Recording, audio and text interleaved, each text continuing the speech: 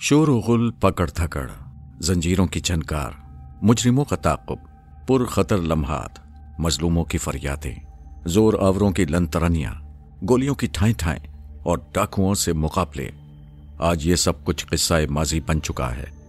ये भूली बसरी यादें बसा औकात दिल में अजीब सा एहसास पैदा करती हैं। इस ज़ईफ़ुल उम्री के दौर में कभी लॉन में टहलते हुए और कभी आराम कुर्सी पर ओंघते हुए बसा औकात दिल में ख्याल आता है कि क्या ये सब वाक़यात वाकई मेरे साथ पेश आए थे या मैंने कोई ख्वाब देखा था। हाँ, शायद दुनिया में यही होता है। जिंदगी की वलवला अंगेजियां या तो यादों में गुम हो जाती हैं या तारीख का हिस्सा बन जाती हैं। वो गर्मियों के दिन थे और सुबह का वक्त था। मैं कलफ लगी वर्दी में मलबूस तेज चलता हुआ थाने में दाखिल हुआ। वहां दर्जन भर अफराद मेरा इंतजार कर रहे थे। उनमें शबीना ड्यूटी के दौरान गिरफ्तार होने वाले अफराद भी थे और साइलिन भी। मैं जल्दी जल्दी मामलात निपटाने लगा। साइलिन में एक उधेड़ उम्र औरत भी थी। उसने साफ सुथरे कपड़े पहन रखे थे और मुतवस्सित तबके की फर्द मालूम होती थी। उसके साथ उसका नौजवान बेटा भी था। उसने अपना नाम जरीना और अपने बेटे का नाम तनवीर अब्बास बताया। उसका शौहर, जिसका नाम गुलाम अब्बास था, गुज़िश्ता रात से लापता था। उसे डर था कि उसके साथ कोई हादसा ना पेश आ गया हो। तुमने अपने शौहर को आखिरी बार कब देखा था? मैंने पूछा। और वो किस काम के लिए घर से निकला था? कल रात खाना खाने के बाद वो टहलने के लिए बाहर निकला था, उसने जवाब दिया। मेरा ख्याल है कि उसके बाद वो वापस नहीं आया। क्या मतलब? क्या वो तुम्हें खबर हुए बगैर वापस आ सकता था? आजकल गर्मियों की वजह से वो छत पर सोता है, हम लोग सहन में सोते हैं। रात को उसके जाने के बाद मैंने छोटे मोटे काम निपटाए और अपने बिस्तर पर लेट गई। बाहर का दरवाजा मैंने खुला छोड़ दिया था। सुबह जब मैंने छत पर जाकर देखा तो बिस्तर खाली पड़ा था। आपस में कोई नाराजी वगैरह तो नहीं थी? नाराजी तो कोई नहीं थी। अगर नाराजी हो भी तो वो घर छोड़कर कभी नहीं जाता। तो फिर वो वापस क्यों नहीं आया? तुम्हारी किसी से कोई दुश्मनी वगैरह तो नहीं है? इस किस्म की दुश्मनी तो किसी से नहीं है। इस किस्म से तुम्हारी क्या मुराद है? मेरा मतलब है, हमारा कोई आदमी कभी गुम नहीं हुआ ना। हम लोग जबानी कलामी दुश्मनी से कभी आगे नहीं बढ़े। क्या तुमने अपने मिलने जुलने वालों और रिश्तेदारों के घरों से मालूम कर लिया है? जी हाँ, सब जगह मालूम करने के बाद ही आपके पास आए हैं। अल्लाह खैर करे, कोई ऐसी वैसी बात ना हो गई हो। मैंने रिपोर्ट दर्ज करवा दी और जरीना बेगम को फौरी कार्रवाई का यकीन दिलाकर रुखसत कर दिया। 2 घंटे बाद हेड क्लर्क के कमरे से झगड़ने की आवाज सुनाई दी। मैं सूरत हाल मालूम करने का इरादा ही कर रहा था कि हेड क्लर्क 3 आदमियों के हमरा मेरे कमरे में दाखिल हुआ। एक आदमी मैली सी वॉस्केट और धोती में मलबूस था। वॉस्केट के नीचे कमीज नहीं थी। सांवले रंग का वो मिस्कीन सा आदमी पैरों से नंगा था।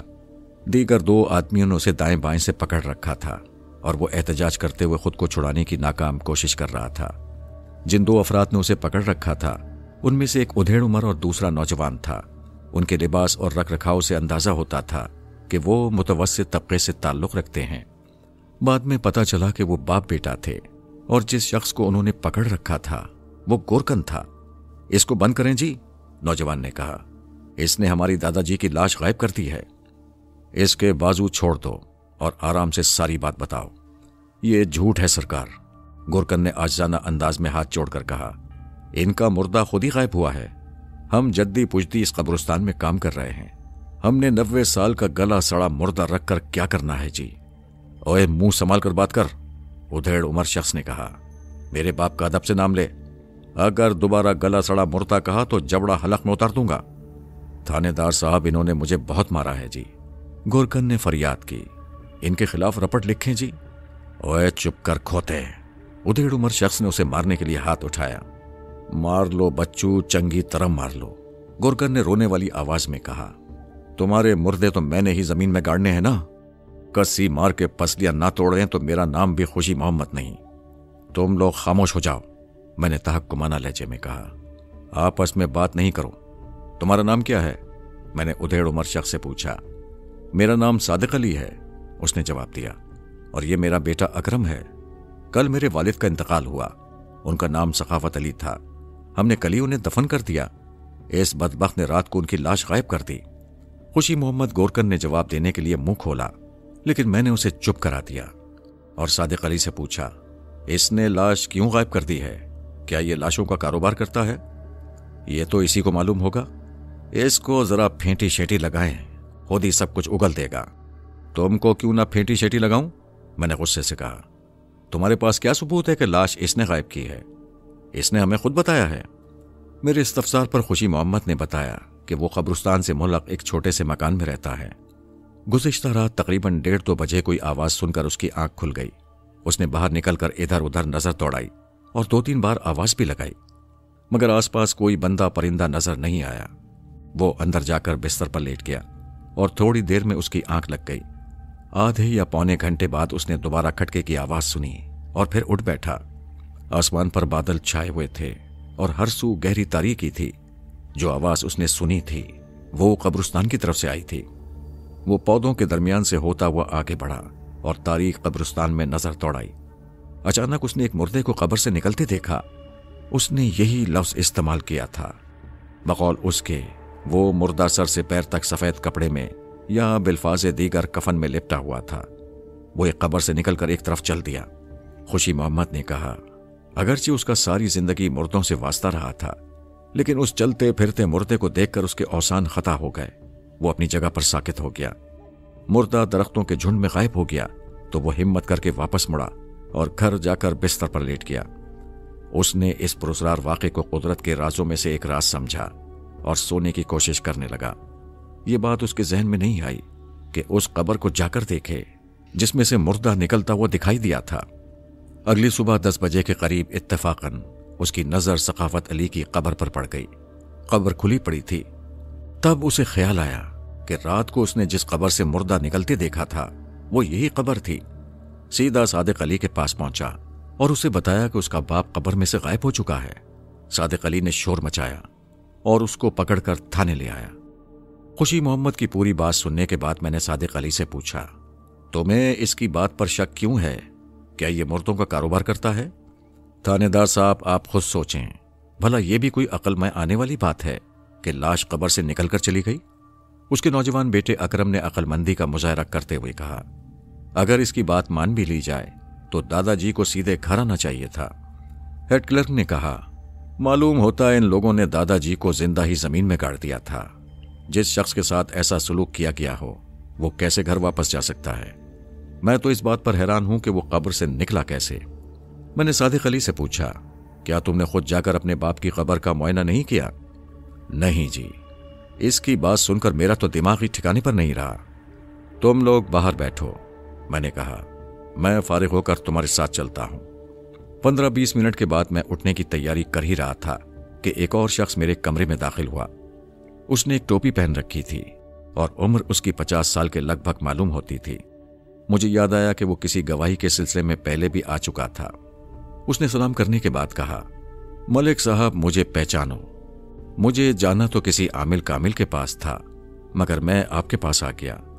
जनाब, मसला यह है कि हमारी एक कोठरी पर जिन्नात ने कब्जा कर लिया है।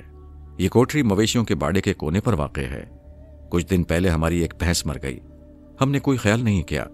फिर 3 मुर्गियां गायब हो गईं। हमने कोई ख्याल नहीं किया। लेकिन जब दूसरी भैंस ने रात के वक्त आसमान की तरफ मुंह करके डकराना शुरू किया तो हमें फिक्र लाहक हो गई। हम समझ गए कि आसमानी बला ने हमारे बाड़े का रास्ता देख लिया है। हमने मौलवी साहब से बात की। उन्होंने इशा की नमाज के बाद बाड़े में अमल करना शुरू किया। 3 रातें खैरियत से गुजर गईं। चौथी रात आसमान से पत्थर बरसने लगे। 2 पत्थर मौलवी साहब के सर पर लगे। अगर उनके सर पर पगड़ी ना होती तो उनका काम हो गया था। वो अपना बोरिया समेट कर भागे। सुबह उन्होंने मुझसे कहा, वली मोहम्मद, तुम्हारी कोठरी पर किसी बहुत ही खबीस जिन ने कब्जा कर लिया है। उससे टक्कर लेना बहुत मुश्किल है। तुम अपने मवेशी यहां से हटा लो।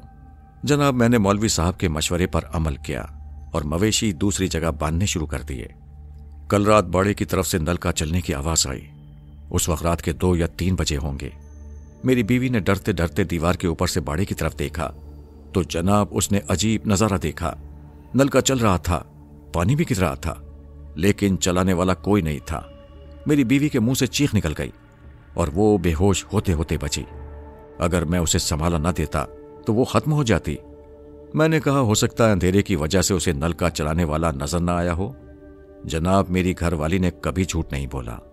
तुमने खुद क्यों नहीं देखा? मैंने पूछा। वो झिझकते हुए बोला, वो जी, मेरा दिल बड़ा कमजोर है।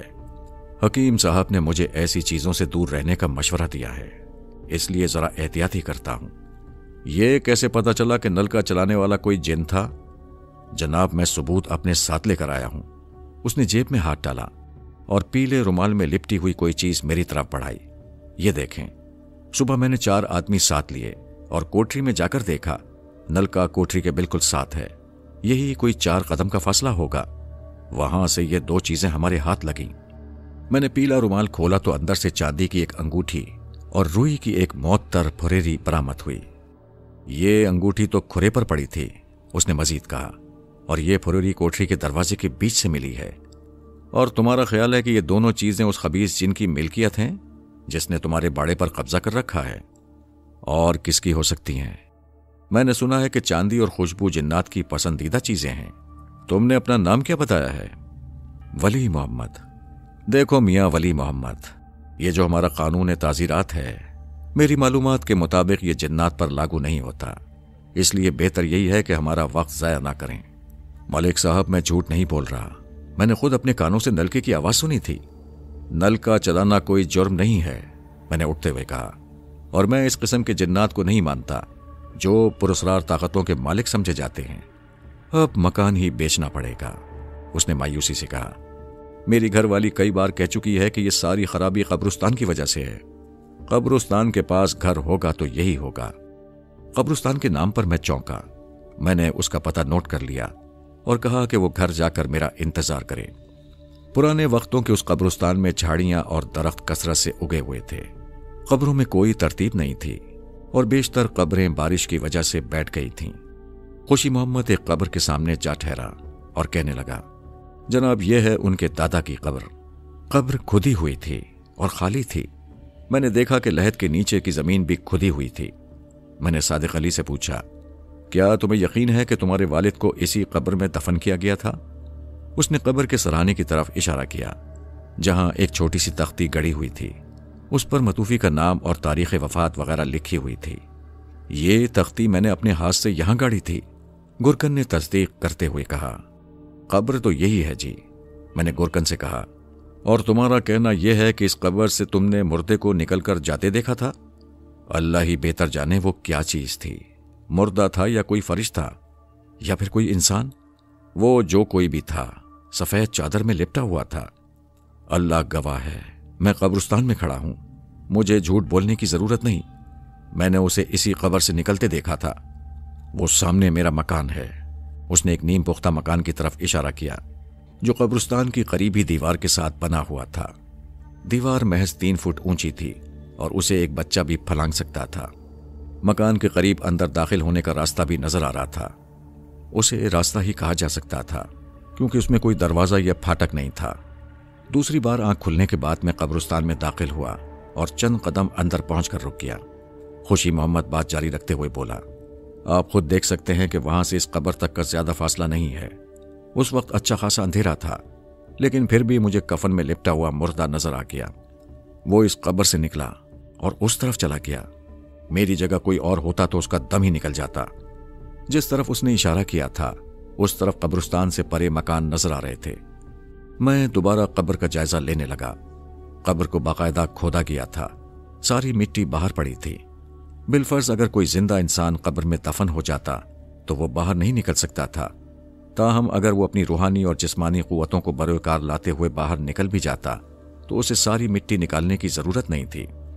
मलिक साहब, ये झूठ बोलता है, सादिक अली ने कहा। सोचने की बात है, कभी मुर्दे भी कब्रों से निकले हैं और बात सिर्फ लाश की नहीं है। क्या मतलब? मैंने पूछा। दूसरी बातों को छोड़ें अब्बा जी, अकरम ने जल्दी से कहा। कब्रों की रखवाली करना इसकी जिम्मेदारी है। अगर दादाजी की लाश ना मिली तो हम इसे जिंदा नहीं छोड़ेंगे। मुझे महसूस हुआ कि बीच में कोई गड़बड़ जरूर थी। कोई खुफिया राज था जिसे वो जाहिर नहीं करना चाहता था, और वो राज या तो कब्र से ताल्लुक रखता था या उस लाश से। मैंने कहा, खुशी मोहम्मद, ये तो किसी तगड़े आदमी का काम मालूम होता है।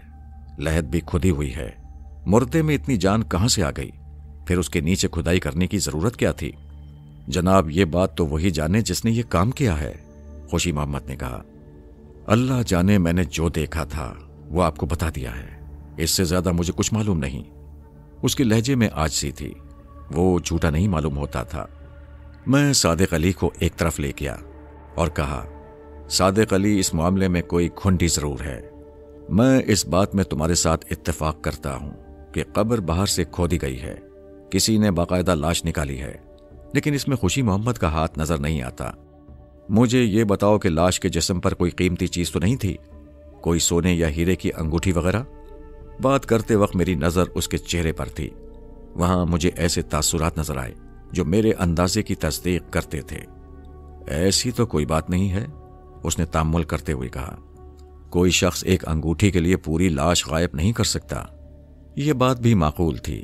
तभी मुझे वो चांदी की अंगूठी याद आ गई जो वली मोहम्मद नामी शख्स ने मुझे दिखाई थी। मैंने सोचा हो सकता है कि उस अंगूठी का मरने वाले से कोई ताल्लुक हो। अगरचे वो इतनी कीमती अंगूठी नहीं थी, लेकिन उसकी कोई अमली अहमियत भी हो सकती थी। यानी वो किसी बुजुर्ग का तोहफा या कोई करामाती अंगूठी भी हो सकती थी। लाश की गुमशुदगी की बात बस्ती में फैल चुकी थी और लोग कब्रिस्तान में इकट्ठा होना शुरू हो गए थे। मैंने सादिक अली को साथ लिया और वली मोहम्मद का पता पूछते हुए उसके दरवाजे पर पहुंच गया। वो मुझे देखकर बहुत खुश हुआ। उसने हमें बैठक में बिठाया और जल्दी से शरबत बनाकर ले आया। फिर उसने जिन्नात की कहानी शुरू कर दी। मैंने उसकी बात काटते हुए कहा, वली मोहम्मद, मैं वो चांदी की अंगूठी दोबारा देखना चाहता हूं। वो अंदर गया और पीले रुमाल में लिपटी हुई अंगूठी ले आया। अंगूठी के साथ खुशबूदार फुरेरी भी मौजूद थी। मैंने ये अंगूठी मौलवी साहब को भी दिखाई है। उसने कहा, उनका कहना है कि ये जिन्नाती अंगूठी है। उन्होंने मुझे इस जैसी सोने की अंगूठी बनवाने का हुक्म दिया है। ये अंगूठी बतौर तावान जिन्नात की खिदमत में पेश की जाएगी।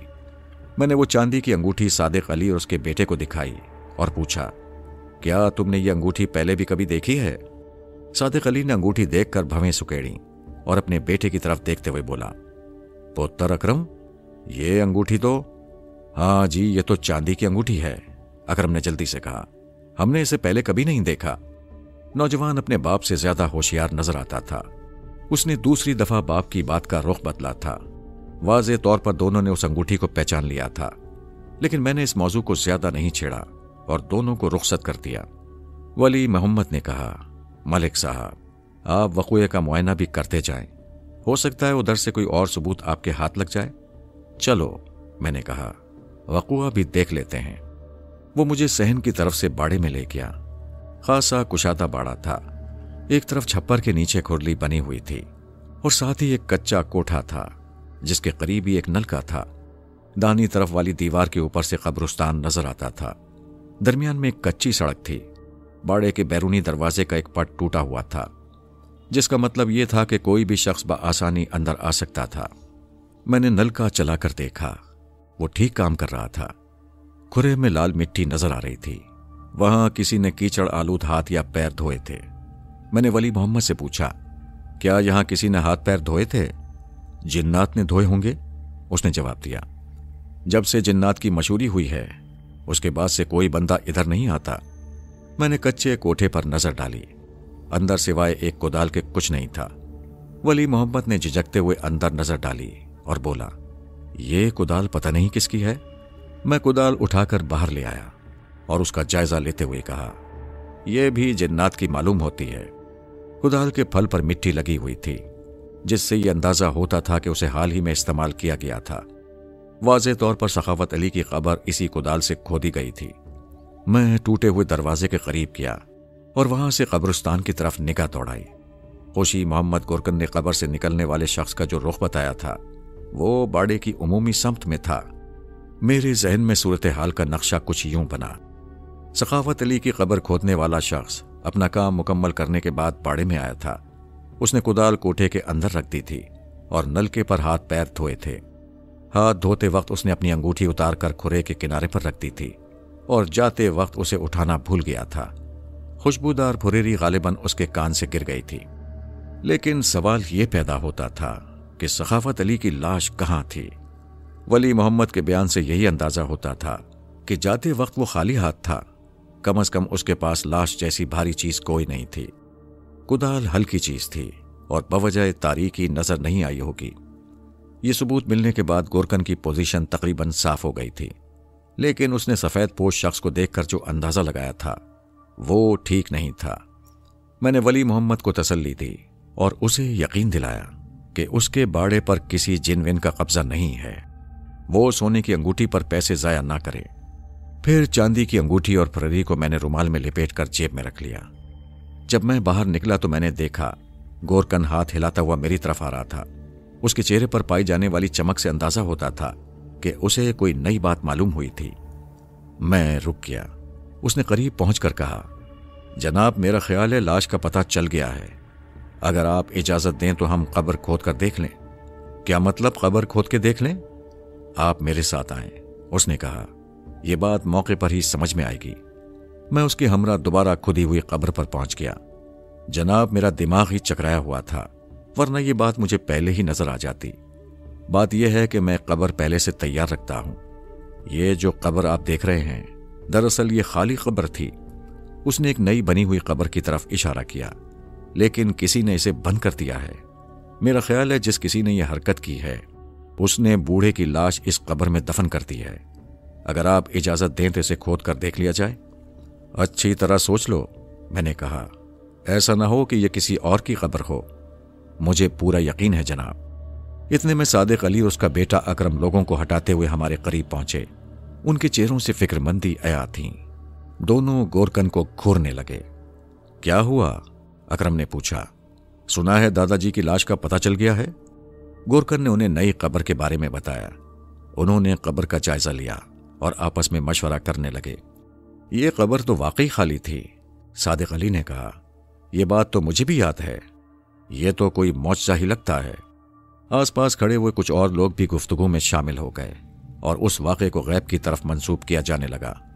एक शख्स जो अनपढ़ फाजिल मालूम होता था कहने लगा, यह सब कुदरत का करिश्मा है। सखाफत अली बड़ा जिक्र फिक्र करने वाला बंदा था। ऐसे बंदों का इंतजाम अल्लाह खुद करता है। वो जगह इस बंदे के लिए मौजू नहीं थी। अल्लाह ने उसके लिए ये जगह पसंद की है। पास खड़े हुए लोग सुभान अल्लाह का विर्द करने लगे। हमारी कौम इस किस्म की बातों से फौरन मुतासिर हो जाती है और रफ्ता रफ्ता तरमीम व इजाफे से उसे मौजज़ा बना देती है। जब कोई ऐनी गवाह इस किस्म की करामत का जिक्र करता है तो अक्सर सूरतों में दर हकीकत वो अपनी अहमियत को उजागर कर रहा होता है और अपने जोर बयान के जरिए वो तमाम सुकम दूर कर देता है जिन पर एतराज़ वारिद हो सकता हो। सखाफत अली के मामले में भी ऐसी ही सूरत हाल पैदा हो सकती थी, लेकिन 2-3 रोज के अंदर बाज ऐसे हैरत अंगेज और इबरत असर हकायक मंजर आम पर आए कि सारा मामला ही उलट गया। इस कब्र को अब कोई हाथ न लगाए। मज़कूरा अनपढ़ फाजिल शख्स बात जारी रखते हुए बोला, सादिक अली, यहां संगे मरमर का उम्दा सा कदबा लगा दो और हर जुमेरात को अपने बाप की नजर न्यास निकाल दिया करो। ऐसे करामाती बंदे बहुत कम पैदा होते हैं। एक शख्स बोला, अल्लाह अल्लाह, कैसे कैसे नेक बंदे दुनिया से उठ जाते हैं। वाह वाह और सुभान अल्लाह के शोर में एक शख्स ने कहा, सखावत अली ने एक दफा कहा था कि उसका खजाना उसी के साथ कब्र में जाएगा। शायद वो कब्र खजाने के लिए ठीक नहीं थी। ये बात दीगर बातों के शोर में दब गई थी, लेकिन मैंने देखा कि अकरम ने यह बात बड़े गौर से सुनी थी और वो गहरी सोच में डूब गया था और इस बात ने मुझे भी सोचने पर मजबूर कर दिया था। थानेदार साहब, ये मामला खत्म ही समझना चाहिए। अकरम ने मुझसे कहा, हमें अफसोस है कि आपको तकलीफ उठाना पड़ी। मैं मुतमईन नहीं था, लेकिन मैं वापस आ गया। शाम के वक्त हेड क्लर्क ने मुझे बताया कि जिस शख्स की गुमशुदगी की रिपोर्ट दर्ज करवाई गई थी वो वापस आ गया है। किस शख्स की बात कर रहे हो? मैंने पूछा। उसका नाम गुलाम अब्बास है, हेड क्लर्क ने कहा। आपको याद होगा कि सुबह उसकी बीवी रिपोर्ट दर्ज करवाने आई थी। उसका बेटा इत्तला लेकर आया है, उधर मेरे कमरे में बैठा है। उसको मेरे पास भेजो। वो बाहर गया और एक नौजवान को लेकर वापस आया। नौजवान को देखकर मुझे याद आया कि सुबह वो अपनी मां के साथ गुमशुदगी की रिपोर्ट दर्ज करवाने आया था। उसका नाम तनवीर अब्बास था। तुम्हारा बाप किधर है? जी, वो घर पर हैं, उसने जवाब दिया। उन्हें कोई जरूरी काम था जिसकी वजह से वो सुबह सुबह घर से निकल गए थे। हम ये समझे कि वो रात को घर वापस नहीं आए। उन्हें ये इत्तला देने खुद आना चाहिए था। मैंने कहा, उनसे कहना कि वो कल हमारे पास आकर गुमशुदगी का हाल बताएं और आइंदा एहतियात करना। सोच समझ कर रिपोर्ट लिखवानी चाहिए। हम अब इतने फालतू नहीं हैं। उसने इस बात पर अफसोस का इजहार किया और सलाम करके रुखसत हो गया। चंद मिनट के बाद ही एक सिपाही ने मुझे आकर बताया कि वो नौजवान सादिक अली का भतीजा था। कौन सादिक अली? मैंने पूछा। जनाब वही सादिक अली जिसके बाप की लाश गुम हो गई थी। मैंने चौंक कर पूछा, तुमने ये बात पहले क्यों नहीं बताई? मैं समझा कि आपको ये बात मालूम होगी। इस इंकिशाफ से मेरे जहन में कई सवालात पैदा हुए और इन सवालात के जवाब मालूम करने के लिए गुलाम अब्बास से मिलना जरूरी हो गया था। जरूरी कामों से फारिग होते होते रात के 8 बज गए। मैं फारिग होकर पहले घर गया, वहां खाना खाया और थोड़ा सा आराम किया और लिबास तब्दील करके गुलाम अब्बास के घर पहुंच गया। दस्तक के जवाब में एक लड़की ने दरवाजा खोला और मेरे इस्तफसार पर बोली, अब्बा जी तो घर पर नहीं है, कहाँ गए हैं? मैंने पूछा। जी मैं पूछकर आती हूं। वो दरवाजा भेड़ कर अंदर चली गई। थोड़ी देर बाद उसकी माँ दरवाजे पर आई। पहले तो उसने मुझे पहचाना नहीं। मैंने अपना तारुफ कराया तो कहने लगी, वो तो इस वक्त नहीं है, लड़के ने आपका पैगाम पहुंचा दिया था, मैं उसे सुबह थाने भेज दूंगी। क्या वो आज भी सैर करने गया है? उसने तामुल करते हुए कहा, वो जी किसी काम से लालपुर गया है, सुबह तक वापस आ जाएगा। मालूम होता है उसे अपने बाप की मौत का कोई दुख नहीं है। कल उसका बाप फौत हुआ है और वो सैर करता फिर रहा है। ऐसी तो बात नहीं है जी, जरीना बेगम ने जवाब दिया। वो अब्बा जी की वफात के सिलसिले में ही किया है। मैंने जेब से चांदी की वो अंगूठी निकाली जो वली मोहम्मद के बाड़े से मिली थी और उसे दिखाकर पूछा, इस अंगूठी को पहचानती हो? वो रात का वक्त था और सहन में लगे हुए बल्ब की मध्यम रोशनी दरवाजे तक पहुंचती थी। जरीना ने अंगूठी हाथ में लेकर देखी तो उसके चेहरे पर उलझन नमूदार हो गई। चांदी की अंगूठी लगती है, उसने अंगूठी वापस करते हुए जवाब दिया। ये अंगूठी किसकी है? जरीना बीबी, ये बात तो मैंने तुमसे पूछी है, क्या तुमने इस अंगूठी को पहचाना नहीं?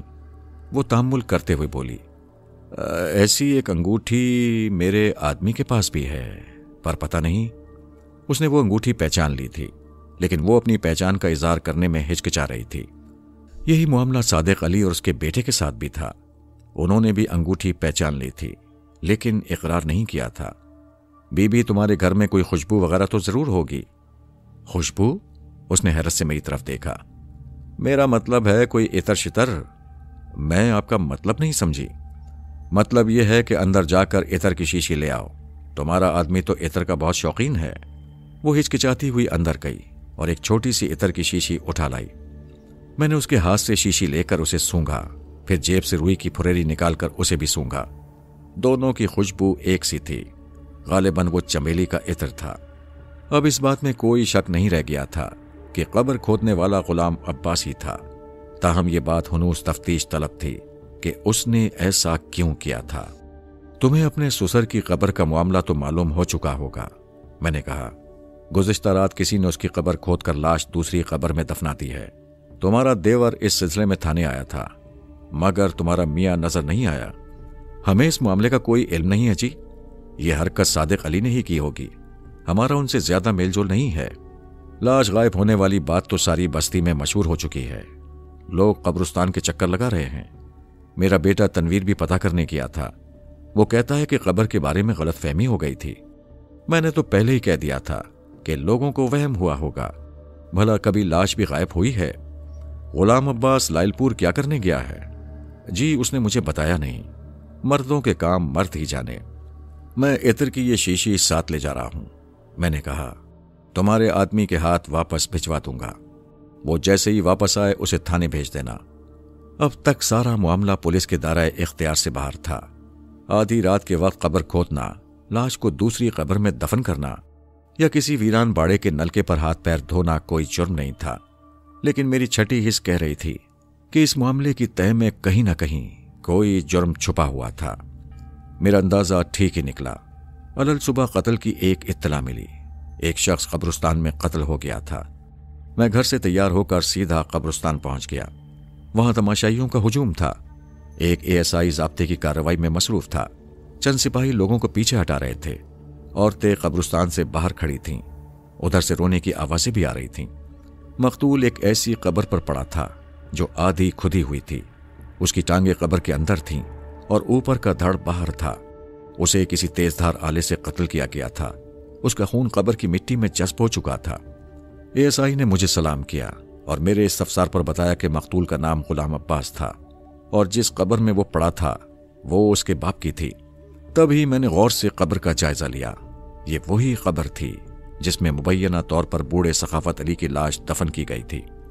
میرا خیال ہے اس شخص کا دماغی توازن ٹھیک نہیں تھا۔ میں نے مقتول کے بارے میں اظہار خیال کیا۔ کل رات اس نے اپنے باپ کی لاش اصل قبر سے نکال کر اس قبر میں دفن کی تھی۔ حاجی غالباً اسے واپس اصل قبر میں دفن کرنا چاہتا تھا، ASI نے کہا۔ اس بات کا ابھی پتہ نہیں چلا کہ گزشتہ رات کس نے قبر کھودی تھی، لیکن آپ کی دوسری بات ٹھیک معلوم ہوتی ہے۔ یہ شخص اپنے باپ کی لاش اصل قبر میں ہی دفن کرنا چاہتا تھا، اور لوگوں کا بھی یہی خیال ہے۔ ASI میری گزشتہ روز والی تفتیش کے بارے میں کچھ نہیں جانتا تھا۔ میں نے اس سے پوچھا، غلام عباس کے قتل کے بارے میں لوگوں کا کیا خیال ہے؟ زیادہ تر لوگ اسے قدرت کا انتقام قرار دے رہے ہیں۔ ان کا کہنا ہے کہ غلام عباس نے قدرت کے کام میں دخل دے کر خود ہی موت کو آواز دی تھی۔ گزشتہ روز جس شخص نے قبر کی تبدیلی کو قدرت کا کرشمہ قرار دیا تھا، وہ سپاہی سے اجازت لے کر آگے آیا اور سلام کرنے کے بعد کہنے لگا، تھانے دار صاحب یہ بڑے جاہل لوگ ہیں۔ آپ کو یاد ہوگا کل میں نے سب کو سمجھایا تھا کہ کوئی شخص اس قبر کو ہاتھ نہ لگائے۔ جو میں نے کہا تھا وہی ہوا۔ سخاوت علی بڑا پہنچا ہوا شخص تھا، قدرت نے اس کے بیٹے کو بھی معاف نہیں کیا۔ آپ میری طرف سے یہ اعلان عام کرا دیں کہ جو شخص اس ولی اللہ کی قبر کے ساتھ چھیڑ چھاڑ کرے گا وہ زندہ نہیں بچے گا۔ اللہ اللہ، کیسی شان والا بندہ تھا۔ میں نے مقتول کی طرف اشارہ کرتے ہوئے کہا، آپ کا مطلب ہے یہ چھری قدرت نے چلائی ہے؟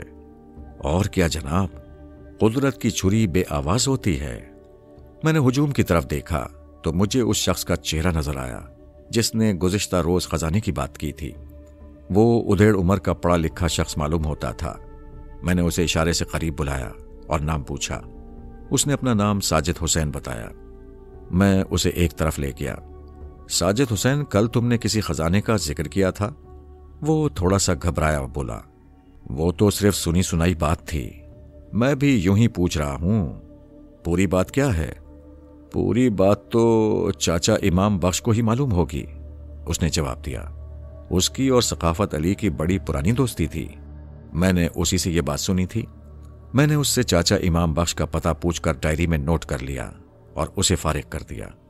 ایک طرف غلام عباس کے رشتہ دار پریشان کھڑے تھے، ان میں اس کا بھائی صادق علی بھی تھا اور بیٹا تنویر بھی تھا۔ میں نے ان سے سرسری گفتگو کی، وہ سب بھی قدرت کے انتقام کی بات کر رہے تھے، خاصے توہم پرس لوگ تھے۔ ضابطے کی کارروائی مکمل کرنے کے بعد میں نے لاش پوسٹ مارٹم کے لیے بھجوا دی، موقع کے گواہوں کے بیانات قلم بند کیے اور ایک ASI کے ہمراہ غلام عباس کے گھر پہنچ گیا۔ وہاں رونا پیٹنا مچا ہوا تھا۔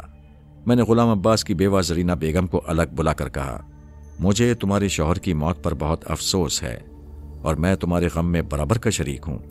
اگرچہ غم کی وجہ سے تمہاری حالت ٹھیک نہیں ہے، لیکن ہمیں اپنی کارروائی بھی مکمل کرنا ہے۔ اس سلسلے میں میں تم سے چند سوالات کرنا چاہتا ہوں۔ اب سوال جواب سے کیا فائدہ، اس نے رندھی ہوئی آواز میں کہا، جو ہونا تھا سو ہو چکا۔ یہ تو ٹھیک ہے کہ ہم تمہارے شوہر کو دوبارہ زندہ نہیں کر سکتے، لیکن اس کے قاتل کو قانون کے سامنے تو پیش کر سکتے ہیں۔ ہم نے اپنا معاملہ اللہ کے سپرد کر دیا ہے، جس نے یہ ظلم کیا ہے اسے اللہ پکڑے گا، انشاءاللہ جلد پکڑے گا۔ زرینہ بی بی، کل جب تم اپنے شوہر کی گمشدگی کی رپورٹ درج کرانے آئی تھیں تو تم نے میرے سوال کے جواب میں کہا تھا کہ تم لوگ زبانی کلامی دشمنی سے کبھی آگے نہیں بڑھے، لیکن آج بات کچھ اور آگے بڑھ چکی ہے۔ تمہارے خیال میں یہ حرکت کس کی ہے؟ تھانے دار صاحب، میں کسی کا نام نہیں لے سکتی، میں کیوں شک کر کے گناہگار بنوں؟ پرسوں رات تمہارا شوہر گھر پر نہیں تھا، مگر تم لوگوں نے غلط بیانی سے کام لیا اور کہا کہ وہ صبح صبح گھر سے نکل گیا تھا۔ کل کسی نے مجھے بتایا کہ تمہارا شوہر کسی ضروری کام سے لائل پور گیا ہوا ہے، لیکن اس وقت گھر میں ہی تھا۔ یہ تو آپ ہم پر شک کر رہے ہیں۔ میرے پاس ثبوت موجود ہے کہ پرسوں رات بھی وہ قبرستان میں تھا اور اسی نے اپنی باپ کی قبر کھودی تھی۔ کل قبر ہی کھود رہا تھا، لیکن قاتل نے اسے کام مکمل نہیں کرنے دیا۔ کیا تمہارا شوہر پاگل ہو گیا تھا؟ نہیں جی، وہ بالکل ٹھیک ٹھاک تھا۔ پھر اس نے اپنی باپ کی قبر کیوں کھود دی تھی؟ کیا اسے اندر سے کوئی خزانہ ملنے کی امید تھی؟ خزانے کے ذکر سے اس کے چہرے پر تھوڑی سی تبدیلی آئی، پھر کہنے لگی، مجھے اس بات کا کوئی علم نہیں ہے۔ کیا یہ صحیح ہے غلام عباس کان میں عطر کی پھروری لگاتا تھا؟ اس نے تامل کرتے ہوئے کہا، ہاں جی، یہ تو صحیح ہے۔ कल सुबह जब वो घर वापस आया तो क्या तुमने उससे पूछा था कि उसने रात कहाँ गुजारी थी और रात भर वो क्या करता रहा था? थानेदार साहब, वो मुझे बाहर की कोई बात नहीं बताता था। मुझे बता के घर से जाता तो मैं रिपोर्ट थाने में दर्ज करवाने क्यों आती? कल जब मैं थाने से वापस घर पहुंची तो वो अंदर पड़ा सो रहा था। कुछ देर बाद जब उठा तो मैंने उससे पूछा कि वो सारी रात कहाँ था, लेकिन उसने मुझे डांट दिया। कल रात घर से निकलते वक्त भी उसने यही कहा था कि वो लायलपुर जा रहा है। अगर मुझे मालूम होता कि वो किस चक्कर में है तो मैं उसे रोकने की जरूर कोशिश करती। तुम्हारे ससुर कहाँ रहते थे? मेरे देवर के घर में रहते थे। मेरे शौहर की उन लोगों से बिल्कुल नहीं बनती थी। कदरे तवक्कुफ के बाद उसने इजाफा किया, क्या तुम्हारे ससुर के पास बहुत दौलत थी? होगी, हमने तो कभी नहीं देखी। झूठ क्यों बोलूं? कोई जायदाद वगैरह भी नहीं? जायदाद भी थी, लेकिन उन्होंने थोड़ी थोड़ी करके सब बेच डाली थी। यानी जो कुछ भी था नकदी वगैरह की सूरत में था। ये बातें तो आप सादिक अली से ही पूछें, लेकिन मैं सादिक अली से पहले इमाम बख्श से मिलना चाहता था। इमाम बख्श की उम्र 80 और 90 बरस के आसपास मालूम होती थी। वो अपने घर के कुशादा सहन में इस्तादा पेड़ के नीचे चारपाई पर लेटा हुआ था। हमें देखकर वो उठ बैठा। उसके कंधे कुशादा और कद लंबा था। उसका ढांचा बता रहा था कि जवानी में वो खासा मजबूत शख्स रहा होगा, लेकिन अब वो हड्डियों का ढांचा बन चुका था। उसने मलमल का कुर्ता पहन रखा था, जिसमें से उसकी पसलियां नुमाया तौर पर नजर आ रही थीं। एक लड़का हमारे बैठने के लिए मुड़े ले आया। उस घर में मुझे गुर्बत के साए नजर आए। ओ काका, थानेदार साहब के लिए कोई लस्सी पानी लेकर आ, बूढ़े इमाम बख्श ने पाटदार आवाज में कहा। बैठो सरकार, तुमको देखकर बड़ी खुशी हो रही है। एक जमाना था कि वर्दी की झलक देखकर मेरे पैरों को पहिए लग जाते थे। मैं दीवारें और कोठे फलांगता हुआ ये जा और वो जा हो जाता था। मैंने गौर से उसकी तरफ देखा और समझ गया कि वो माजी में क्या था। मैंने कहा, चाचा, वर्दी इतनी खौफनाक चीज भी नहीं है। पुत्र थानेदार, वक्त वक्त की बात है। उस जमाने में मुझे वर्दी से ज्यादा खतरनाक कोई चीज नहीं लगती थी। ये तुम्हारे पैदा होने से बहुत पहले की बातें हैं, पिछली सदी के किस्से हैं। उस जमाने की बातें हैं जब एक आने सेर छोटा गोश्त मिलता था और 10 रुपए में जवान की शादी हो जाती थी। सच कहते हो चाचा, एएसआई ने कहा। वक्त बड़े बड़ों का झंडा डाउन कर देता है। खैर से जवानी में धंधा क्या था तुम्हारा? बूढ़े ने मायने खेस अंदाज में सर हिलाया और बोला, काका तू अभी कच्चा अफसर है। थानेदार मेरी बात समझ गया है। कभी मौका मिले तो अपने हेडक्वार्टर की पुरानी फाइलें जरूर देखना।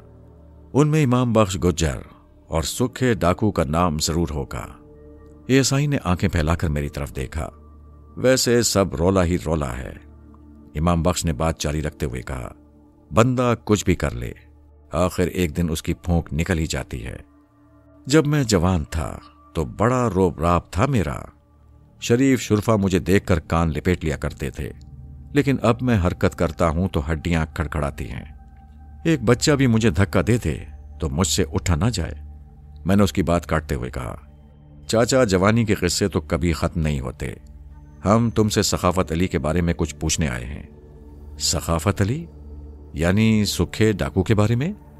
मैं गुलाम अब्बास और सादिक अली के बाप की बात कर रहा हूं, जिसका 3 दिन पहले इंतकाल हो गया था। बूढ़े इमाम बख्श ने हंसने की कोशिश की, मगर खांसी रोक बन गई। संभल कर बोला, ओह जी, मैं भी उसी की बात कर रहा हूं। एक ही साथी रह गया था। बड़ा जीदार बंदा था, चीते की तरह तेज और लोमड़ी की तरह मक्कार। सुखे की मौत के बाद अब मैं भी ज्यादा दिन जिंदा नहीं रहूंगा। वो मिलने आ जाता था तो पुरानी बातें करके जी बहल जाता था, लेकिन अब मेरी बातें सुनने वाला कोई नहीं रहा। मैंने सुना है सखावत अली यानी सुखे के पास कोई खजाना था जिसे वो छुपा कर रखता था। ये बड़ी लंबी कहानी है, कभी फुर्सत में आना तो सुनाऊंगा। इस वक्त तो तुम जल्दी में मालूम होते हो। आप कहानी सुनाएं, हमें कोई जल्दी नहीं है। बूढ़े इमाम बख्श ने खासी लंबी चौड़ी कहानी सुनाई। मैं उसका खुलासा आपकी खिदमत में पेश कर देता हूं। 20वीं सदी के अवाइल में सखावत अली उर्फ सुखे डाकू का काम खासा जोरों पर था। चोरी डकैती और राजनी उसका पेशा था। उसने बड़े बड़े सेठों की तिजोरियां खाली की थीं और बेहिसाब दौलत लूटी थी, लेकिन ये दौलत उसके हाथ में कभी नहीं रुकी थी। जैसे आती थी वैसे ही निकल जाती थी। जब उसकी जवानी ढलने लगी तो उसे घर के आराम की जरूरत महसूस होने लगी। उसने इमाम बख्श से इस बात का जिक्र किया। इमाम बख्श ने भी उसकी तायद की। दोनों ने फैसला किया कि 2-4 लंबे हाथ मारने के बाद उन्हें कोई कारोबार शुरू कर देना चाहिए। लेकिन हम अपने इलाके में कारोबार नहीं कर सकते, सुखे ने ख्याल जाहिर किया। यहाँ पुलिस हमें एक दिन भी चैन से नहीं बैठने देगी। चोरी डकैती की हर वारदात हमारे खाते में डाल देगी। और एक बात इसके अलावा भी है। वो क्या? इमाम बख्श ने पूछा। वो ये कि हमारे यहाँ कोई शरीफ आदमी हमें बेटी नहीं देगा। तो क्या तू शादी करना चाहता है? देख इमाम बख्श, शराफत से जिंदगी गुजारने के लिए शादी बहुत जरूरी है। अगर आदमी अकेला हो तो महल्ले वाले उसे टेढ़ी नजरों से देखते हैं। देख यार सुखे, मैं ये झंझट नहीं पालना चाहता। मैंने सुना है कि बंदा जब भी मार खाता है बीवी से खाता है। ओए फिक्र नहीं कर, सब ठीक हो जाएगा। बहरहाल दोनों ने बड़ी देखभाल के बाद एक इलाका मुंतखब किया और वहां जायदाद बनानी शुरू कर दी। जब वो उस इलाके में जाते तो शरीफों वाला हुलिया बना लेते और आंखें नीची रखते। चंद सालों में उन्होंने वहां अच्छी खासी जायदाद बना ली और भैंस पालकर दूध का कारोबार शुरू कर दिया। चूंकि वो अपने आप को इज्जतदार साबित करना चाहते थे, इसलिए हर शख्स के साथ बड़ी खुश इखलाकी से पेश आते थे। थोड़े ही अरसे में उनका भैंसों का कारोबार खूब चल निकला और दोनों ने शादियां कर लीं। लेकिन उनकी बदकिस्मती कि उनका एक पुराना साथी जिसका नाम जमाल था, जेल से फरार होकर उनके पास पहुंच गया। कुछ अरसा खैरियत से गुजर गया। एक रात जमाल ने 2 साथियों के हमरा एक करीबी गांव में डकैती की वारदात की। जब वो वारदात मुकम्मल करके निकल रहे थे तो गांव वालों ने उन पर हल्ला बोल दिया। उन्होंने जमकर मुकाबला किया। जमाल जख्मी हो गया और गांव के 2 आदमी मारे गए। जमाल के साथियों ने उसे सखाफत अली के पास छोड़ा और अपना हिस्सा लेकर रातों रात वहां से निकल गए। अगली सुबह पुलिस गांव में पहुंची और जमाल के साथ सखाफत और इमाम बख्श को भी गिरफ्तार कर लिया। उस वक्त तक किसी को यह मालूम नहीं था कि सखाफत अली और इमाम बख्श पेशावर डकैत थे। इस बात का सबसे ज्यादा सदमा सखाफत अली की बीवी फातिमा को हुआ। उस वक्त वो 2 बच्चों की मां बन चुकी थी। सखाफत अली और इमाम बख्श ने सजा से बचने के लिए अपनी सारी जायदाद दांव पर लगा दी। लेकिन चूंकि उनका पिछला रिकॉर्ड अच्छा नहीं था, इसलिए सफाई की मजबूत शहादतों के बावजूद दोनों को 3 साल की कैद बामुशक्कत हो गई। जब वो जेल से बाहर आए तो खाली हाथ थे। उनकी तमाम पूंजी कानूनी कार्रवाइयों की नजर हो चुकी थी। इस पर सितम यह कि दोनों की बीवियां नाराज होकर मैके जा चुकी थीं और अब उनके साथ रहने पर तैयार नहीं थीं। ये सूरत हाल देखकर सखाफत अली ने इमाम बख्श से कहा, इमाम बख्शा, इस वक्त हमें बीवियों के पीछे पड़ने के बजाय अपने माली हालात की फिक्र करनी चाहिए। पल्ले माल हो तो औरत को मनाना आसान हो जाता है। ओए हड्ड पैर मजबूत हो तो सब कुछ हो जाता है। मैं सोच रहा हूं कि हमें कोई थोक का कारोबार करना चाहिए। थोक का कारोबार? इमाम बख्श ने शक आमेज नजरों से सखाफत अली को घूरा। किस किस्म का थोक का कारोबार? हम असर नौ काम शुरू करेंगे, ये सोच कर कि आज हमारे काम का पहला दिन है। ओए छड़ यार, सारी खेती कराई खो खाते पै गई। इमाम बख्श ने कहा, मेरा दिल तो चाहता है कि कुचला खा के मर जाऊं। ओए झलिया, मेरी बात समझने की कोशिश कर। सुन, मैं तुझे एक मिसाल बताता हूं। फीके के पास 1 लाख रुपए थे और शीदे के पास सिर्फ 1000 रुपए थे। फीके के 90,000 चोरी हुए, बाकी कितने बचे? बाकी 10,000 बचे। पर बात क्या बनी? अभी मेरी पूरी बात नहीं हुई। शीदे ने 1000 रुपए का कारोबार किया और खा पी के 1000 रुपए नफा कमा लिया। इस तरह उसके पास 2000 हो गए। ज्यादा किसके पास हुए? मुझे ये बुझारतें अच्छी नहीं लगती, इमाम बख्श ने कहा। सीधी सी बात है, ज्यादा फीके के पास हुए। लेकिन बात क्या बनी? बात यह बनी कि फीके को दिल का दौरा पड़ गया और शीदा खुशी से नाचने लगा। हालांकि खुश ज्यादा पैसे वाले को होना चाहिए था। बात सोच की है। अगर बंदे का नुकसान हो जाए तो उसे अपनी सोच को थोड़ा पीछे ले जाना चाहिए। मेरा मतलब है कि हम नुकसान पर रोने के बजाय ये सोच लेते हैं कि हमारे पास कुछ था ही नहीं। आज हमारे काम का पहला दिन है। अगर सोच सही हो तो बंदा अपने आप को 100 दुखों से बचा सकता है और दूसरों को 100 तरह से बेवकूफ बना सकता है। इमाम बख्श ने मुझे बताया कि सुखे की इस बात से उसके दिमाग में बड़ी ताकत पैदा हुई। उन्होंने पूरी हिम्मत से काम शुरू कर दिया और चंद सालों में दोबारा जायदाद बना ली। लेकिन उसने ये नहीं बताया कि क्या काम शुरू किया था। सखाफत अली उर्फ सुखे डाकू ने उसे एक और गुर समझाया। इमाम बख्शा, بندے کی عزت پیسے سے ہوتی ہے۔ پیسہ تھوڑا ہو تو تھوڑی عزت ہوتی ہے، زیادہ ہو تو زیادہ۔ اگر میرے پاس 1000 روپے ہوں تو میں 10,000 والی ٹور بنا سکتا ہوں، اگر 10,000 ہوں تو 1,00,000 والی ٹور بنا سکتا ہوں۔ جب ہم بے وقوفوں کو لینے جائیں گے تو ایسے ہی ٹور بنا کر جائیں گے۔ میری بات سمجھ رہے ہو نا؟ ہاں سمجھ تو رہا ہوں، لیکن اوے فکر فاقہ نہ کر۔ لوگ یہ نہیں کہتے کہ مال دکھاؤ، بس وہ بندے کی ٹور شور دیکھ کر اندازہ لگا لیتے ہیں۔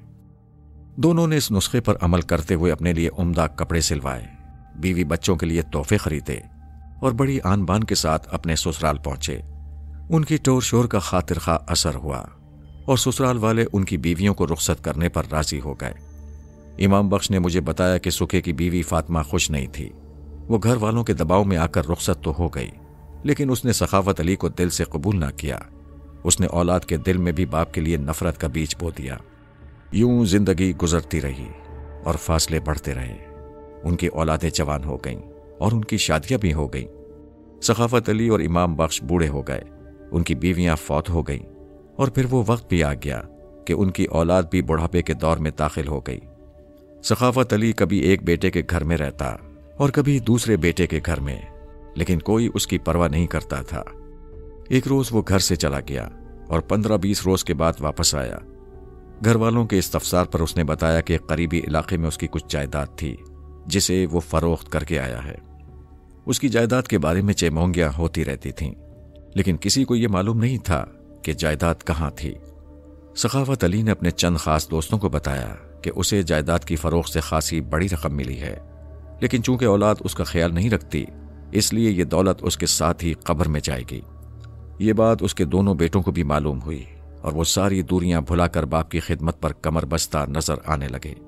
یہ بات بالکل ہی بے حقیقت نہیں تھی۔ سخاوت علی کے بارے میں یہ بھی سنا گیا کہ اس نے جائیداد بیچ کر سونا خرید لیا تھا۔ بعض لوگوں نے حلفیہ دعویٰ کیا کہ انہوں نے سخاوت علی کے پاس سونے کی مہر شدہ ٹکیاں دیکھی تھیں۔ اس قسم کی ایک ٹکیا عموماً 10 تولے کی ہوتی ہے۔ ان افواہوں کی روشنی میں چھوٹے بیٹے صادق علی نے زیادہ چالاکی کا مظاہرہ کیا اور باپ کو مستقل اپنے گھر میں رکھ لیا۔ اس نے اپنے بچوں کو تاکید کر دی تھی کہ وہ دادا کی خدمت اچھی طرح کریں اور انہیں کسی شکایت کا موقع نہ دیں۔ دلچسپ بات یہ تھی کہ سخاوت علی نے اولاد کے سامنے کبھی دولت کا ذکر نہیں کیا تھا، نہ کبھی یہ کہا تھا کہ وہ جس سے خوش ہوگا اس کو اپنی دولت دے دے گا۔ لوگوں نے اسے ہمیشہ یہی کہتے سنا کہ وہ اپنی دولت اپنے ساتھ قبر میں لے جائے گا۔ اس بیان کی روشنی میں قبر کھودنے والا معمہ حل ہو گیا۔ غلام عباس نے دولت کی تلاش میں اپنے باپ کی قبر کھودی تھی، لیکن ایسی صورت میں سوال یہ پیدا ہوتا تھا کہ مرنے والا اپنی دولت بذات خود قبر میں کیسے دفن کر سکتا تھا۔ میں نے امام بخش سے یہ بات پوچھی تو اس نے جواب دیا، یہ سب ٹور شور کا چکر تھا، میرا یار ایسا ہی تھا، میں نے اس کی دولت پر کبھی یقین نہیں کیا تھا، حالانکہ ایک دفعہ اس نے مجھے سونے کی ٹکیا بھی دکھائی تھی۔ امام بخش کے ساتھ اور بھی بہت سی باتیں معلوم ہوئیں، لیکن میں طوالت کے خیال سے ان کا ذکر چھوڑتا ہوں۔ وہاں سے اٹھ کر میں صادق علی کے گھر گیا، لیکن وہاں سے پتہ چلا کہ وہ بھائی کی لاش لینے ہسپتال گیا ہوا تھا۔ شام تک غلام عباس کی تجہیز و تکفین مکمل ہو گئی۔ اگلی صبح صادق علی خود ہی تھانے حاضر ہوا اور کہا کہ وہ اپنے بھائی کی قتل کی رپورٹ لکھوانے آیا ہے۔ عبوری رپورٹ ہم نے گزشتہ روز ہی درج کر لی تھی، لیکن میں نے رپورٹ کا ذکر نہیں کیا اور کہا، میں نے تو سنا ہے کہ تمہارے بھائی کی موت میں قدرت کا عمل دخل ہے۔ اس نے گردن کھجلاتے ہوئے کہا، لوگ تو یہی کہتے ہیں، آگے اللہ بہتر جانے۔ میں تو اس لیے حاضر ہوا ہوں کہ کل آپ ہمارے گھر آئے تھے۔ میں یہی پوچھنا چاہتا تھا کہ غلام عباس کی موت کے بارے میں تمہارا کیا خیال ہے، اور دوسری بات میں یہ جاننا چاہتا ہوں کہ تمہارا بھائی قبر کیوں کھود رہا تھا؟ کیا قبر کے اندر کوئی خزانہ دبا ہوا ہے؟ وہ سوچ میں پڑ گیا، غالباً اس کشمکش میں مبتلا ہو گیا تھا کہ سچ بولے یا جھوٹ۔ بالآخر اس نے کہا، ملک صاحب، ابا جی کے خزانے کے بارے میں کئی افواہیں مشہور تھیں۔ لوگ کہتے ہیں ان کے پاس سونے کی اینٹیں تھیں جو انہوں نے کہیں دبا کر رکھی تھیں۔ ہو سکتا ہے وہ سونا انہوں نے قبرستان میں کہیں دبا رکھا ہو۔ میرا خیال ہے کہ بھائی غلام عباس نے اسی سونے کے لالچ میں قبر کھودی تھی۔ اگر ہم تصور کر لیں کہ ان کے پاس سونا تھا تو سوال یہ پیدا ہوتا ہے کہ انہوں نے اپنی قبر میں خود کیسے سونا دبایا تھا۔ ان کی وفات کے بعد ہمیں پتہ چلا کہ وہ اکثر قبرستان جاتے رہتے تھے۔ اور اپنی قبر کی جگہ کا انتخاب بھی انہوں نے خود ہی کیا تھا۔ اس بات کا ہمیں اس وقت پتہ چلا جب ہم ان کا جنازہ لے کر قبرستان پہنچے۔ یہ بات ہمیں خوشی محمد گورکن نے بتائی کہ ابا جی نہ صرف قبر کی قیمت بلکہ گورکن کی مزدوری بھی ادا کر چکے تھے۔ تو کیا سخاوت علی نے اپنی موت سے قبل اپنا خزانہ قبر میں دبا دیا تھا؟ میرے دل میں سوال پیدا ہوا۔ اور کیا گورکن کو اس خزانے کا علم تھا؟ کیا انہوں نے اپنی زندگی میں ہی قبر تیار کروا لی تھی؟ ملک صاحب، یہ بھی بڑی عجیب بات ہے۔ گورکن نے ہمیں بتایا ہے کہ ابا جی نے وفات سے صرف 15 دن پہلے قبر تیار کروائی تھی۔ خوشی محمد نے انہیں بہت کہا کہ ضرورت کے وقت قبر تیار ہو جائے گی، لیکن وہ نہیں مانے۔ شاید انہیں اپنی موت کا علم ہو گیا تھا۔ میں نے اس کی بات پر گرا لگائی۔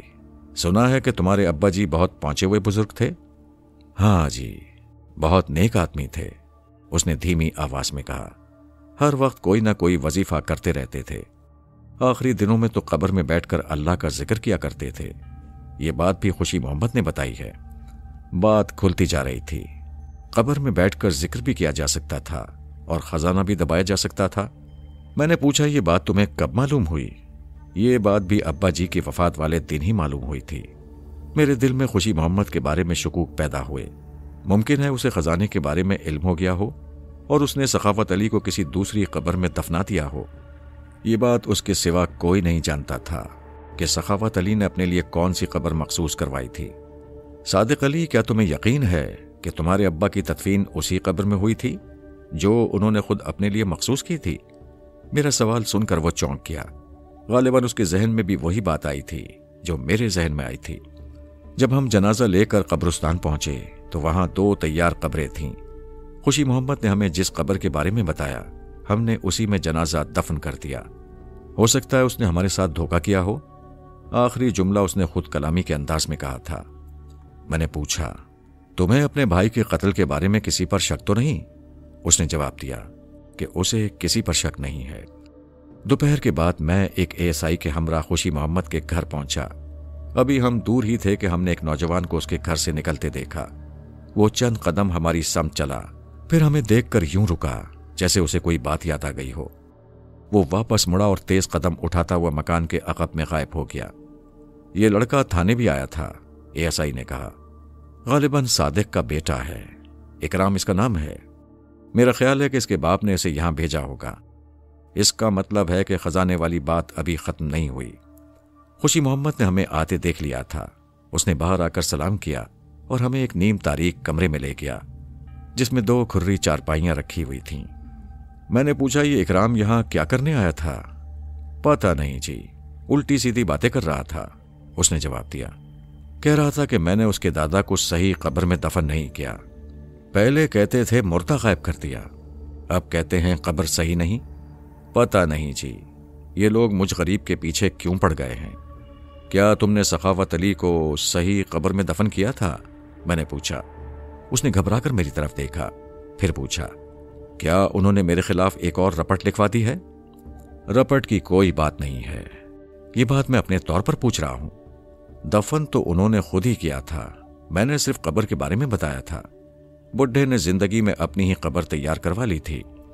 میں نے سنا ہے وہ قبر میں بیٹھ کر وظیفہ کیا کرتا تھا۔ وظیفہ تو جی اللہ ہی بہتر جانے، میں نے اس کے ہاتھ میں کبھی تسبیح وغیرہ نہیں دیکھی۔ ہاں، اسے 2 دفعہ قبر میں ضرور اترتے دیکھا تھا۔ بڑا عجیب آدمی تھا، ہر مہینے اپنے لیے ایک قبر بنوا لیتا تھا۔ ہر دفعہ یہی کہتا تھا، یہ میرا آخری مہینہ ہے، مجھے خبر مل گئی ہے، میں مرنے والا ہوں۔ جناب، کبھی نہ کبھی تو آدمی مر ہی جاتا ہے، اور 90 سالہ بڈھے کا کیا بھروسہ۔ اس کی باتوں میں سادگی تھی۔ میں نے اس سے سیدھی بات کرنے کا فیصلہ کیا۔ خوشی محمد، وہ ہر مہینے قبر تبدیل کیوں کر لیتا تھا؟ جناب، اتنے زیادہ عرصے قبر کھلی نہیں رکھی جا سکتی، بارش میں قبر خراب ہو جاتی ہے۔ میں خود ہی وہ قبر کسی اور کو دے دیتا تھا اور اس کے نام دوسری قبر لگا دیتا تھا۔ کیا تم نے اس سے پہلے بھی اسے کسی قبر میں اترتے دیکھا تھا؟ نہیں جی، پہلے تو کبھی نہیں دیکھا۔ اس نے اب تک کل کتنی قبریں اپنے نام لگوائی تھیں؟ تقریباً 8-9 ہوں گی۔ کیا تم ان سب قبروں کی نشاندہی کر سکتے ہو؟ جی، کیا کر سکتا ہوں؟ نشاندہی؟ میرا مطلب ہے کہ کیا تم ان قبروں کے بارے میں بتا سکتے ہو؟ ہاں جی، بتا سکتا ہوں، ساری ایک ہی قطار میں ہیں۔ لمحہ بھر کے لیے میرے ذہن میں خیال آیا کہ سخاوت علی کا خزانہ ان قبروں میں سے کسی ایک قبر میں دفن ہوگا، بشرطیہ کہ واقعی کوئی خزانہ تھا۔ ویسے جیسا کہ امام بخش نے کہا تھا، ساری بات فقط ٹور شور کی بھی ہو سکتی تھی۔ لوگوں کا خیال ہے کہ سخاوت نے اپنی جائیداد بیچ کر اس کا سونا خرید لیا تھا اور وہ سارا سونا اس نے کسی قبر میں دبا دیا تھا۔ تمہارا کیا خیال ہے؟ مجھے ایسی کوئی بات معلوم نہیں ہے، اس نے جواب دیا۔ اگر مجھے معلوم ہوتا تو میں وہ سونا نکال نہ لیتا۔ اگر اسے سونے کا علم ہوتا یا اس نے سونا نکالا ہوتا تو وہ ایسی بات نہ کہتا۔ میں نے پوچھا، خوشی محمد، جس قبر میں سخاوت علی کو دفن کیا گیا تھا، کیا یہ وہی قبر تھی جس میں تم نے اس کو اترتے دیکھا تھا؟ ہاں جی، وہی قبر تھی، اس نے جواب دیا۔ جب لاش قبر میں اتاری گئی تو ایک آدمی قبر میں اتر آیا اور اس نے کہا کہ وہ مرنے والی کی وصیت کے مطابق ایک تعویذ میت میں رکھنا چاہتا ہے۔ اس وقت میں لحد کو بند کرنے لگا تھا۔ میں نے کہا رکھ دو۔ اس نے جیب سے کوئی چیز نکالی اور کفن کا کنارہ ہٹا کر اسے میت پر رکھ دیا۔ وہ کیا چیز تھی؟ اس نے میری طرف پیٹ کر کے وہ چیز میت پر رکھی تھی۔ میں اسے دیکھ نہیں سکا، شاید وہ بھی یہی چاہتا تھا کہ میں نہ دیکھ سکوں۔ یہ بات اور کس کو معلوم ہے؟ پتہ نہیں۔ وہ آدمی تعویذ رکھنے کے بعد میری مدد کرنے لگ گیا تھا۔ لوگ یہی سمجھے ہوں گے کہ وہ ثواب کی خاطر وہ کام کر رہا ہے۔ ویسے میں نے غلام عباس کو یہ بات بتائی تھی۔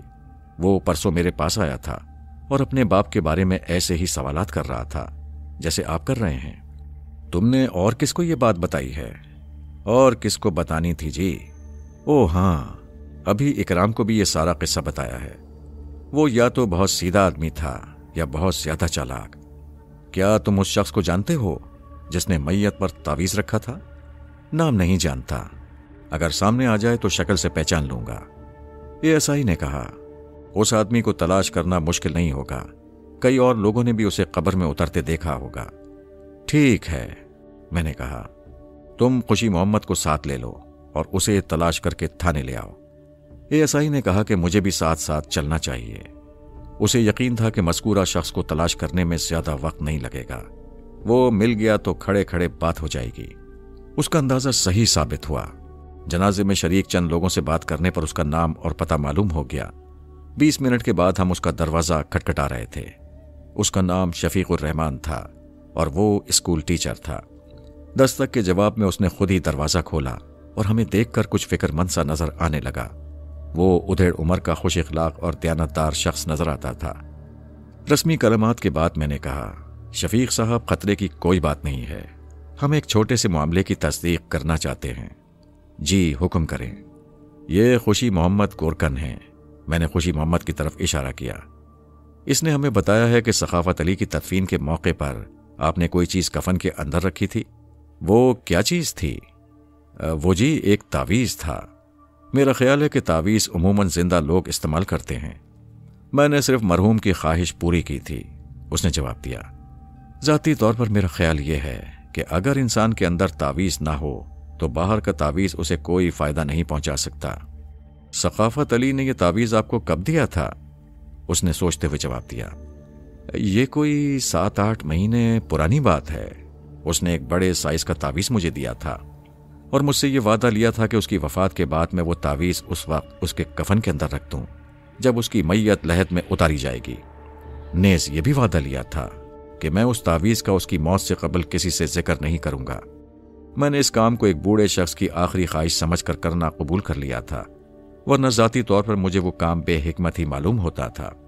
آپ کے خیال میں اس تعویذ کے اندر کیا چیز تھی؟ جناب، میں نے کبھی امانت میں خیانت نہیں کی۔ اس تعویذ کو میں نے 2 دفعہ دیکھا تھا۔ ایک دفعہ اس وقت جب سخاوت علی نے اسے میرے سپرد کیا تھا اور دوسری دفعہ اس وقت جب اس کی وفات ہوئی۔ باقی سارا عرصہ میں نے اسے صندوق میں بند رکھا۔ میری فطرت میں تجسس نہیں ہے۔ ویسے وہ عام تعویذوں سے بہت مختلف تھا۔ اس کا سائز بھی خاصا بڑا تھا اور وزن بھی زیادہ تھا۔ میرا خیال ہے کہ اس کے اندر کسی دھات کا ٹکڑا تھا۔ آپ نے اسے یوں ہی رکھ دیا تھا یا باندھ دیا تھا؟ باندھنے کا موقع نہیں تھا، اس نے جواب دیا۔ میں نے کفن کا کنارہ اٹھا کر اسے میت کے سینے پر رکھ دیا تھا۔ پھر تو وہ کہیں گر گیا ہوگا، میں نے سوچا۔ لاش ایک قبر سے نکال کر دوسری قبر میں دفن کی گئی تھی اور یہ کام رات کے اندھیرے میں کیا گیا تھا۔ اس عمل کے دوران تعویذ یا تو گر گیا تھا یا غلام عباس کے ہاتھ لگ گیا تھا۔ मैंने मास्टर शफीकुर रहमान का शुक्रिया अदा किया, खुशी मोहम्मद को छुट्टी दे दी और एएसआई के हमरा वापस थाने पहुंच गया। वो पुरस्कार तावीज़ मेरे लिए अचानक अहमियत इख्तियार कर गया था। सखाफत अली उर्फ सुखा डाकू माकूल इंसान नहीं था, वो पढ़ा लिखा भी नहीं था। ऐसे लोगों की अपनी एक मखसूस सोच हुआ करती है। मैंने सोचा कि उसने अपनी दौलत की तशहीर और पुरस्कार तावीज़ का मसला अपनी नाखल्फ औलाद से इंतकाम लेने के लिए खड़ा किया था। उसका बड़ा बेटा यानी गुलाम अब्बास इस इंतकाम का निशाना बन चुका था। जिस शख्स ने उसे कत्ल किया था उसने भी सखाफत अली की मुबैना दौलत के बारे में वही अंदाज़ा लगाया था जो गुलाम अब्बास ने लगाया था। यानी उसका भी यही ख्याल था कि दौलत का राज सखाफत की कब्र के अंदर या पुरस्कार तावीज़ के अंदर था। कोई अजब नहीं कि तावीज़ के अंदर कोई नक्शा, कोई हुंडी या किसी खुफिया संदूक की चाबी बंद हो। मुझे ख्याल आया कि गुलाम अब्बास का कातिल मौका मिलते ही सखाफत अली की कब्र खोदने की कोशिश करेगा, लिहाजा कब्रिस्तान की निगरानी जरूरी थी। रात के 9 बजे मैंने वली मोहम्मद का दरवाज़ा खटखटाया। उस वक्त मेरे साथ एक एएसआई और 2 सिपाही थे। हम चारों सादा लिबास में थे। वली मोहम्मद ने हैरानी से आंखें झपकाई। क्या फिर कोई वारदात हो गई है? हम तुम्हारे जिन्नात से मिलने आए हैं, मैंने कहा। आज की रात हम तुम्हारे बाड़े में गुजारेंगे। खैरियत तो है ना? खैरियत तो सुबह ही मालूम होगी। मैंने कहा, तुम ऐसा करो कि बाड़े में हमारे लिए चारपाइयों और बिस्तरों का इंतजाम कर दो, लेकिन सारा काम बड़ी खामोशी से होना चाहिए, आस पास खबर ना हो। उसने सिपाहियों को साथ लिया और चंद मिनटों में बाड़े के एक हिस्से की सफाई करके वहां चारपाइयां बिछा दी और खाने पीने के बारे में पूछा। हम घर से खा पी कर आए हैं, मैंने जवाब दिया। अगर किसी चीज की जरूरत हुई तो मांग लेंगे, और अब तुम जाकर आराम करो। हम रात के 11 बजे तक जागते रहे। इस असना में सिपाही कब्रिस्तान की निगरानी करते रहे। उन्हें मैंने कब्रिस्तान की दीवार के साथ ऐसी जगह पर बिठा दिया था जहां से सखाफत अली की कब्र साफ नजर आती थी। वैसे भी वो रात के वक्त कब्रिस्तान में कदम रखते हुए घबराते थे। जिस मकाम पर वो ड्यूटी दे रहे थे वहां दरख्तों की वजह से तारीकी थी। मैंने सिपाहियों को ताकीद कर दी थी कि अगर वो कब्रिस्तान में कोई हरकत देखें या आवाज सुने तो अज खुद कोई कार्रवाई ना करें और बिला ताखीर मुझे जगा दें। दिन के वक्त कब्रिस्तान में 2 सिपाही पहरा देते रहे थे, लेकिन शाम के वक्त मैंने उनकी ड्यूटी खत्म कर दी थी। इसके अलावा मैंने गोरकन को ताकीद कर दी थी कि रात के वक्त अगर उसे कब्रिस्तान से किसी किस्म की आवाज सुनाई दे तो वो घर से बाहर ना निकले। रात के तकरीबन 1:45 बजे एक सिपाही ने मुझे झंझोड़ कर जगाया और होले से बोला, मलिक साहब जल्दी से उठ जाएं, कब्रिस्तान में एक आदमी चल फिर रहा है। मैं जल्दी से उठ बैठा। एएसआई मुझसे पहले ही जाग चुका था। मैंने जल्दी से जूते पहने, होस्टर कंधे पर डाला और बाड़े से निकलकर कब्रिस्तान की दीवार की तरफ बढ़ा। सिपाही और एएसआई मेरे पीछे थे। हमने फ्लैट बूट पहन रखे थे ताकि चलते वक्त कदमों की आवाज पैदा ना हो। रात गर्म और सुनसान थी। इब्तिदाई रातों का चांद गुरूब हो चुका था और हशरातुल लैल की आवाज रात के सन्नाटे में इर्तियाश पैदा कर रही थी। कब्रिस्तान की तरफ देखकर दिल पर खौफ सा तारी होता था। सिपाही ने कब्रिस्तान की तरफ इशारा करते हुए कहा, थोड़ी देर पहले उस तरफ कोई चीज हरकत करती दिखाई दी थी। मैंने इशारे की समत देखा, लेकिन कोई मुतहर्रिक शय दिखाई नहीं दी। कोई जानवर होगा? जानवर तो नहीं लगता था, सिपाही ने कहा। खासी कदावर शय थी। ओए, ये शय क्या होती है? एएसआई ने कहा। आदमी होगा या कोई जानवर? जनाब, कब्रिस्तान में कोई तीसरी शय भी हो सकती है।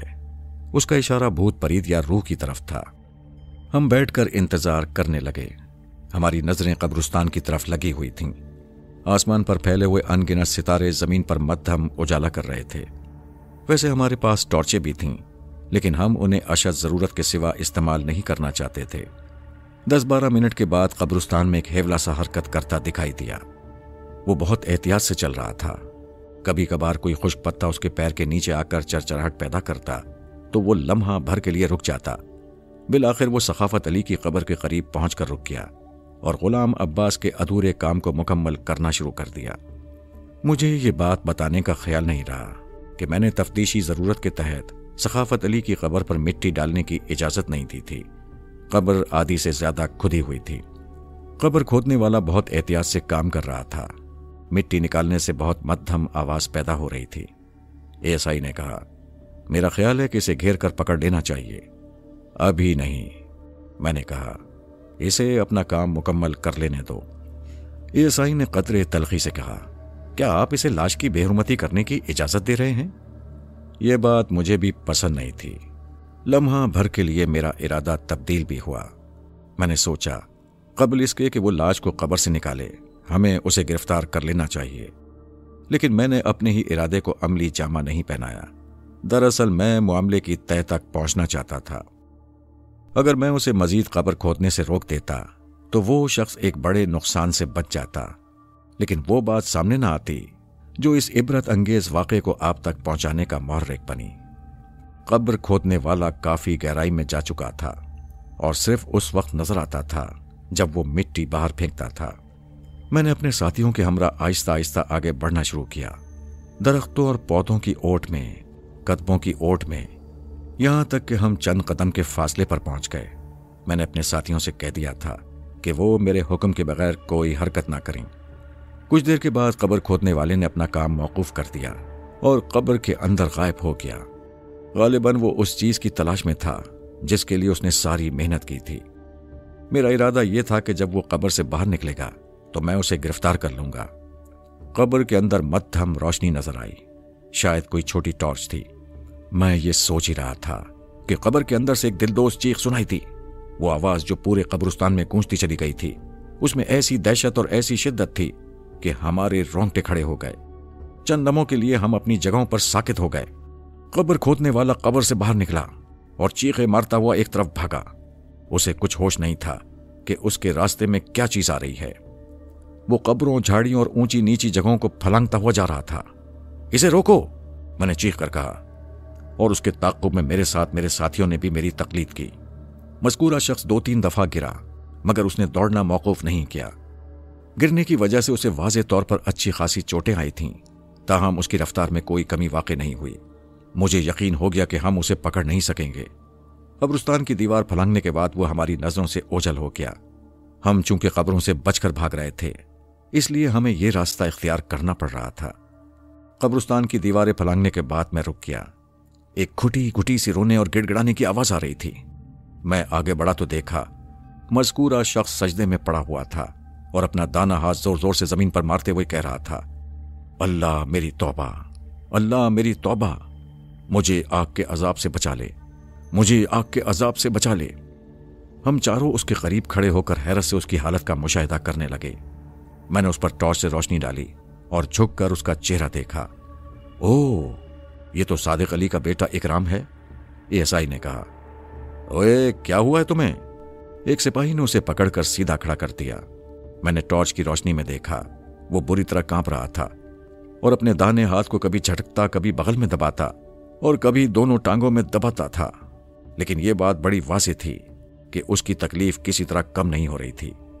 کہیں اسے سانپ نے تو نہیں کاٹ لیا؟ ایک سپاہی نے کہا۔ بھائی ذرا اپنا ہاتھ تو دکھاؤ۔ نہیں نہیں، مجھے سانپ نے نہیں کاٹا، اکرام نے تکلیف برداشت کرنے کی کوشش کرتے ہوئے کہا۔ مجھے کسی چیز نے نہیں کاٹا، میں نے خدا کے عذاب میں ہاتھ ڈال دیا تھا، جہنم کی آگ میں ہاتھ ڈال دیا تھا۔ کوئی شخص اس قبر کے اندر نہ جائے، اسے فوراً بند کروا دیں۔ اس قبر کے اندر جہنم کے شعلے بھڑک رہے ہیں، اس قبر میں عذاب دیا جا رہا ہے، کوئی اس قبر کے قریب نہ جائے۔ یا اللہ میرے گناہ معاف کر دے، میں زندہ نہیں بچوں گا۔ میں نے بڑی مشکل سے اس کا ہاتھ دیکھا، یوں معلوم ہوتا تھا کہ اس نے دہکتی ہوئی آگ میں ہاتھ ڈال دیا ہو۔ صورتحال انتہائی پراسرار تھی۔ میں نے اسے قبر کے پاس لے جانا چاہا، لیکن وہ قبرستان میں قدم رکھنے پر تیار نہیں تھا۔ وہ کہنے لگا، مجھے ختم کر دو، جان سے مار ڈالو، لیکن میں اس قبر کے پاس نہیں جاؤں گا۔ ASI نے کہا، کچھ بتا تو صحیح کہ وہاں ہے کیا؟ اس کی باتوں نے ہمیں بھی خوفزدہ کر دیا تھا۔ میں نے اسے ایک سپاہی کے پاس چھوڑا اور باقی 2 آدمیوں کے ہمراہ دوبارہ قبرستان میں داخل ہوا۔ رات کے اس سناٹے میں سخاوت علی کی قبر کے قریب جاتے ہوئے مجھے بھی خوف محسوس ہو رہا تھا۔ ہم قبر کے کنارے پر ٹھہر گئے اور ٹارچ سے اندر روشنی ڈالی۔ وہاں جو کچھ ہمیں نظر آیا وہ ہمارے رونگٹے کھڑے کر دینے کے لیے کافی تھا۔ لحد میں پڑی ہوئی لاش صاف نظر آ رہی تھی، سینے والی جگہ کے آس پاس سے کفن ہٹا ہوا تھا اور عین دل کے مقام پر سونے کی ایک دہکتی ہوئی ٹکیا چپکی ہوئی تھی۔ ASI گھبرا کر پیچھے ہٹ گیا۔ استغفر اللہ، استغفر اللہ، یہ ہم کیا دیکھ رہے ہیں؟ یہ کیا چیز ہے؟ میں بھی پیچھے ہو گیا۔ लाश से चिपके हुए सोने के उस टुकड़े को देखकर दिल पर अजीब सी हैबत तारी होती थी।